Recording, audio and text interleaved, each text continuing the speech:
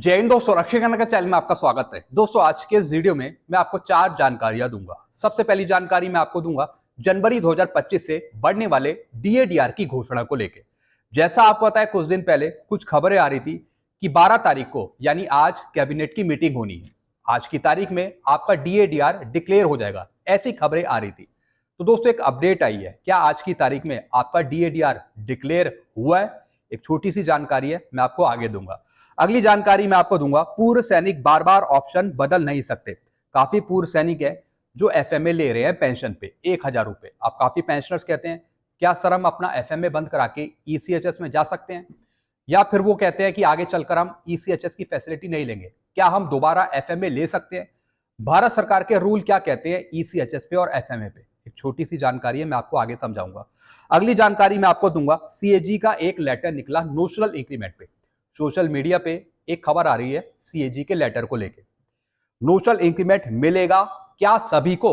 उस लेटर के तहत, सीएजी का जो लेटर है उसके तहत क्या सभी को नोशनल इंक्रीमेंट मिलेगा? सुप्रीम कोर्ट के ऑर्डर को सरकार ने लागू कर दिया, ऐसा बताया जा रहा है। तो एक छोटी सी अपडेट मैं आपको दूंगा सीएजी के लेटर को लेकर, वो भी नोशनल इंक्रीमेंट पे।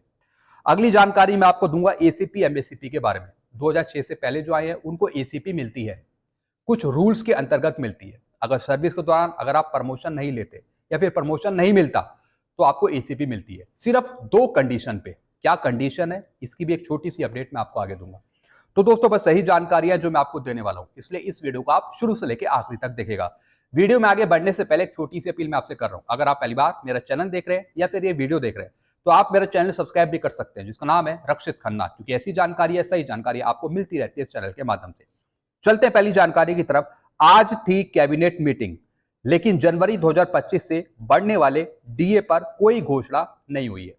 जैसा दोस्तों कुछ दिन पहले सोशल मीडिया पे बताया जा रहा था कि 12 तारीख को यानी आज कैबिनेट मीटिंग होगी और उसमें आपका डीएडीआर डिक्लेयर होगा। लेकिन दोस्तों दुर्भाग्यवश आज आपका डीएडीआर डिक्लेयर नहीं हुआ कैबिनेट मीटिंग में। होली के बाद या फिर अप्रैल के पहले या फिर दूसरे हफ्ते में आपका डीएडीआर डिक्लेयर होगा। होली के बाद या फिर अप्रैल के पहले हफ्ते या फिर दूसरे हफ्ते तक।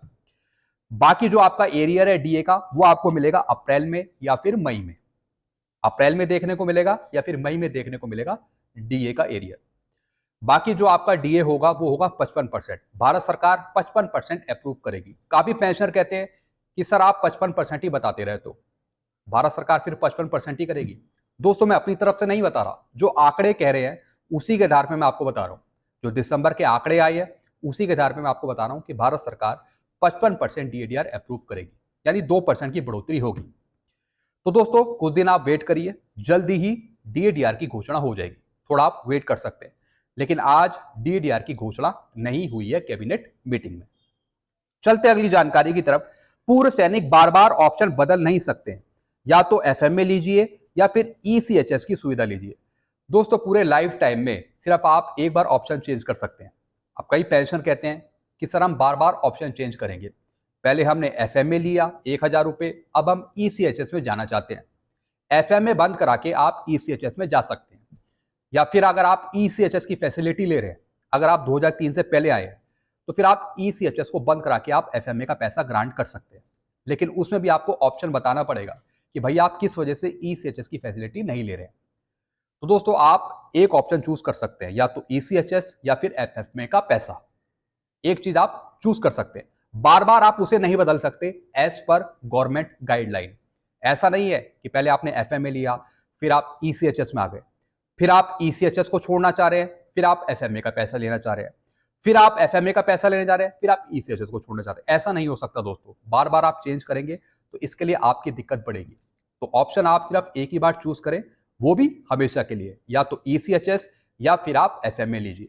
जो 2003-4 के बाद आए हैं उनके लिए ईसीएचएस मैंडेटरी है, ईसीएचएस आपके लिए कंपलसरी है। 2003 से जो पहले आए हैं, 4 से पहले आए हैं, उनके लिए दोनों ऑप्शन में से कोई एक ऑप्शन है जो आप चूज कर सकते हैं। यानी बार बार अगर आप बदलना चाहते हैं तो वो नहीं हो सकता एज पर गवर्नमेंट गाइडलाइन, जैसा मैंने आपको अभी बताया। चलते अगली जानकारी की तरफ। नोशनल इंक्रीमेंट मिलेगा सभी को, सीएजी का फाइनल ऑर्डर निकला। सुप्रीम कोर्ट के ऑर्डर को सरकार ने लागू कर दिया। दोस्तों कुछ सोशल मीडिया पे खबरें आ रही है जिसमें बताया जा रहा है कि सीएजी ने अपना एक फाइनल ऑर्डर निकाल दिया। इसके तहत आप नोशनल इंक्रीमेंट ले सकते हैं डिपार्टमेंट से। सबसे पहले दोस्तों मैं आपको समझाऊंगा कि सीएजी का जो ऑर्डर है वो हर एक के लिए एप्लीकेबल नहीं है। डिफेंस पेंशनर पे सीएजी का ऑर्डर लागू नहीं होता। जो सिविलियन पेंशनर हैं ऑटोनोमस बॉडी के या फिर जो दूसरे हैं उनके लिए सीएजी का ऑर्डर अप्लाई नहीं होता। सीएजी का जो ऑर्डर है वो वहीं तक सीमित है उनके पेंशनर और एम्प्लॉय के लिए। सीएजी का मतलब है कंट्रोलर ऑडिटर जनरल। हालांकि दोस्तों सीएजी ऑडिट करता है कई जगह, तो सीएजी के ऑर्डर को बेस बना के कुछ कार्रवाई कर सकते हैं सीएजी के ऑर्डर को बेस बना के, लेकिन 100% श्योर नहीं है कि आप सीएजी का ऑर्डर लगाएंगे और आपको नोशनल इंक्रीमेंट मिल जाएगा। ऐसा बिल्कुल भी नहीं है। जो डिफेंस पेंशनर हैं और जो सिविलियन पेंशनर हैं उन पे ऑर्डर अप्लाई होता है डीओपीटी का या फिर डीओपीपीडब्ल्यू का। जब तक डीओपीटी कोई फाइनल ऑर्डर नहीं निकालती जब तक आपको नोशनल इंक्रीमेंट नहीं मिल पाएगा। जैसा आपको पता है सुप्रीम कोर्ट का भी एक आदेश आया था 20 फरवरी का, उसका ऑर्डर आप ले सकते हैं, उसके ऑर्डर पे आप अप्लाई कर सकते हैं नोशनल इंक्रीमेंट का। लेकिन उसके बाद भी डीओपीटी को एक फाइनल ऑर्डर निकालना पड़ेगा।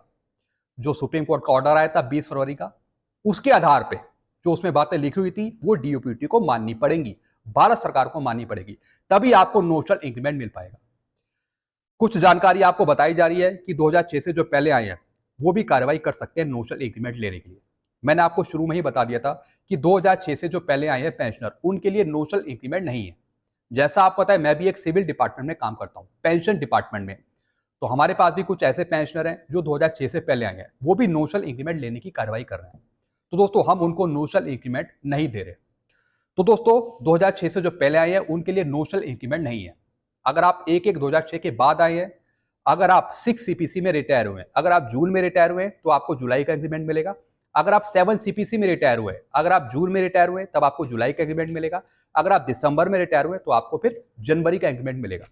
सुप्रीम कोर्ट का जो आदेश है 20 फरवरी का, उसके अंतर्गत आप आवेदन कर सकते हैं। कोर्ट केस करने की आपको जरूरत नहीं है।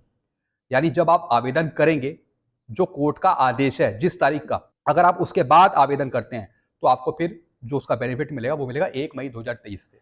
अगर आप उससे पहले करते हैं आवेदन तो बेनिफिट तो आपको 1 मई 2023 से मिलेगा, लेकिन जिस दिन आपने आवेदन किया है उससे आप पिछले 3 साल का एरियर ले सकते हैं as per supreme court order. हालांकि अभी इस पर एक फाइनल ऑर्डर आएगा डीओपीटी की तरफ से, तो जब तक कि डीओपीटी का ऑर्डर नहीं आता फाइनल, जब तक आप सुप्रीम कोर्ट के ऑर्डर को लेकर 14 अक्टूबर का जो लेटर था डीओपीटी का, उसको लेकर मिनिस्ट्री ऑफ डिफेंस का भी एक लेटर है, उसको लेकर आप कार्रवाई कर सकते हैं। सीएजी का ऑर्डर जो है वो हर एक पे अप्लाई नहीं होता है। हालांकि इसको लेकर आप बेस बना सकते हैं, लेकिन हर एक पे ये एप्लीकेबल नहीं है सीएजी का ऑर्डर, खास तौर पे जो डिफेंस पेंशनर हैं या फिर जो सिविलियन पेंशनर हैं। तो दोस्तों सीएजी के बहुत से पहले ऑर्डर निकले हैं। ऐसे कुछ पेंशनर हमारे डिपार्टमेंट के पास भी आए थे सीएजी का ऑर्डर लेके। हमने साफ कहा कि भैया डीओपीटी का अगर कोई ऑर्डर है तब आप वो हमें दिखाइए, सीएजी का ऑर्डर हम अप्लाई नहीं करते हैं। तो दोस्तों अगर आप ये सोच रहे हैं कि सीएजी का ऑर्डर लेके आपको नोशनल इंक्रीमेंट मिल जाएगा, it is not possible for you जब तक कि डीओपीटी फाइनल आदेश नहीं निकालता। तो मैंने आपको पहले ही बता दिया कि 2006 से जो पहले आए हैं उनको नोशनल इंक्रीमेंट नहीं मिल पाएगा। अगर आप कार्रवाई करना चाहते हैं तो आप कर सकते हैं, लेकिन पॉसिबल नहीं है। अगर आप सीएजी का ऑर्डर दिखाते हैं कि भैया हमको नोशनल इंक्रीमेंट दे दिया जाए इस लेटर के बेस पर, हमको 3 साल का एरियर दे दी जाए, ये भी दोस्तों पॉसिबल अभी नहीं है जब तक कि फाइनल आदेश डीओपीटी का नहीं आता। तो थोड़ा सा आप वेट करिए, मेरी सलाह मानिए कि आप आवेदन जरूर करिए नोशनल इंक्रीमेंट लेने के लिए। 1 मई 2023 से तो आपको मिलना ही है, 100% गारंटी है कि आपको 1 मई 2023 से मिलेगा। अब 3 साल का जो पीछे का एरियर है वो डिपार्टमेंट या फिर पेंशन डिस्बर्सिंग एजेंसी कैसे देती है, वो पेंशन डिस्बर्सिंग एजेंसी पे डिपेंड है, वो रिकॉर्ड पे डिपेंड है या फिर डिपार्टमेंट पे डिपेंड है। तो आप आवेदन जरूर करिए, आवेदन करिए सुप्रीम कोर्ट के आदेश के बेस पर, डीओपीटी का जो पहले का ऑर्डर है उसके बेस पर, अभी एक और डीओपीटी का ऑर्डर निकलेगा आगे, उसके बेस पर भी आप कार्रवाई करेगा। वो फाइनल आदेश होगा डीओपीटी का 20 फरवरी का जो ऑर्डर था उसके तहत, उसके अनुसार ही डीओपीटी फाइनल ऑर्डर निकालेगा। ये है पूरी असली सच्चाई। चलते हैं अगली जानकारी की तरफ। 2006 से पहले आए पेंशनर अगर एक रैंक में 8 साल से ज्यादा रहे हैं तब भी रेगुलर नायब सूबेदार की पेंशन नहीं मिलेगी। काफी पेंशनर्स हैं, बल्कि बहुत सारे पेंशनर हैं जो 2006 से पहले आए हैं। वो पेंशन पूछते हैं कि सर हमने 8 साल हवलदार में गुजारा है, हम 8 साल नायक में रहे हैं, तो क्या हमें नायब सूबेदार की पेंशन मिल जाएगी? मतलब किसी भी रैंक में अगर आप 8 साल हैं तो क्या आपको नायब सूबेदार की पेंशन मिलेगी? दोस्तों जो पेंशनर 2006 से पहले आए हैं उनके लिए सख्त रूल है कि उनको सिर्फ 2 एसीपी मिलेगी, या तो नायक की या फिर हवलदार की, और वो भी सबके लिए नहीं है।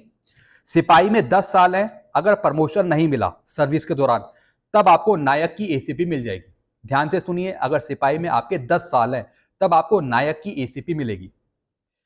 अगर सिपाही है या फिर नायक है, अगर 20 साल या फिर इससे ज्यादा की सर्विस है, अगर आपको तब प्रमोशन नहीं मिला सर्विस के दौरान तब आपको एसीपी हवलदार की पेंशन मिल जाएगी। यानी 2 एसीपी, नायक की या फिर हवलदार की, और वो भी उनको ही मिलेगी जो 7 अगस्त 2003 से 31/12/2005 के बीच में आए हैं, एज पर आर्मी रूल या फिर ministry of defence rule. 2 ACP आपको मिलती है, या तो नायक या फिर हवलदार की, 10 और 20 साल की सर्विस। इसके रिगार्डिंग आपके और कोई कंफ्यूजन है तो आप नीचे कमेंट कर सकते हैं। जानकारी आपको अच्छी लगती है तो वीडियोस को आप शेयर कर सकते हैं। वीडियो में यह खत्म करता हूं। चैनल को आप सब्सक्राइब करें और वीडियोस को आप शेयर करना मत भूलिएगा। Thank you so much.